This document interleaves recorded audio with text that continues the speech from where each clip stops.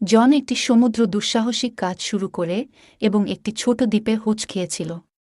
৯ থেকে ৫ গ্রাইন্ডে বিরক্ত হয়ে এবং শুধুমাত্র সপ্তাহান্তে ছুটি পেয়ে তিনি এই নির্জন দ্বীপে চলে যাওয়ার সিদ্ধান্ত নিয়েছিলেন নিজের ছোট্ট স্বর্গে স্বপ্ন বেঁচে থাকার জন্য কোনো ঝামেলা থেকে দূরে। তারপর তিনি সমর্থনের জন্য ইস্পাত বার এবং কংক্রিট ব্যবহার করেন, ফ্রেমের জন্য গ্যালভানাইজড বর্গাকার ইস্পাত এবং মাঝখানে ইস্পাত জাল দিয়ে ভরাট করেন। তিনি সর্বত্র কংক্রিট ঢেলে দিয়েছিলেন, এটিকে ১,০০,০০০ বছর ধরে যথেষ্ট শক্তিশালী করে তোলে। এমনক কয়েকটি ধাপ ছোট জনের জন্য প্রবেশ এবং বের হওয়া সহজ করে দিয়েছে।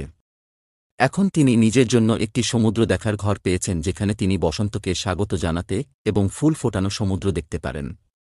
প্রাচীরের বিপরীতে তিনি গ্যালভানাইজড স্টিল থেকে একটি বিছানা ফ্রেম তৈরি করেছিলেন এবং এটিকে তার ১/১তম অ্যাম্প থেকে সম্প্রসারণ স্ক্রু দিয়ে সুরক্ষিত করে